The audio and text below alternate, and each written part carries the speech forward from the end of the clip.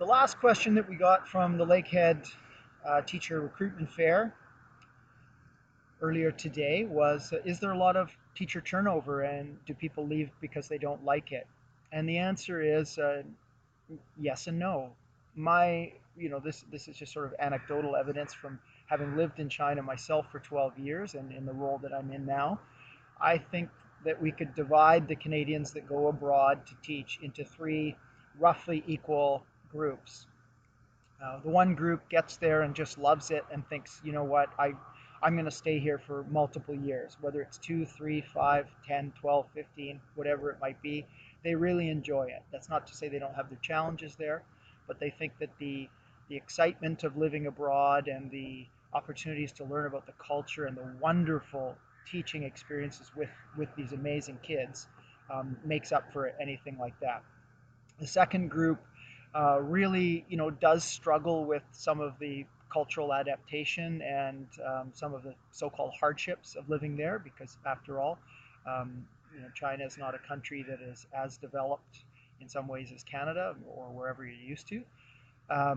But they do very much love the teaching experience, and it's very rewarding to be with the kids, and they do enjoy the opportunities to travel on their holidays, both within China and elsewhere in Asia, particularly the month-long winter holiday where you get to sit on a beach in Southeast Asia for a month if you wish.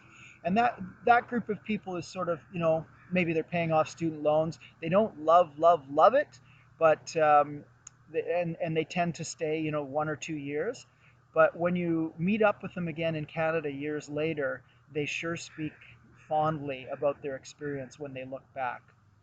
And then the third group, they don't have the maybe intercultural skills or the ability to adapt to the culture, and they get tripped up by a lot of the cultural differences, and they just find it very, very challenging, and they might just make it only 1 year, and then they want to go.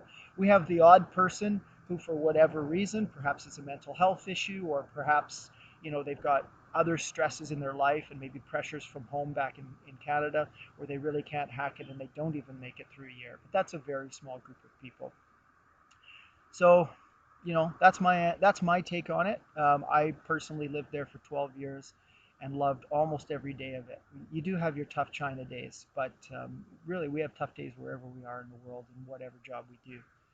So hope that answers the question. Thank you very much to all of the people who came to our booth at Lakehead University yesterday, and I hope I wish you success in wherever you end up, whether it is a teaching career in Canada or abroad, or maybe you use your education to do something else. So best wishes.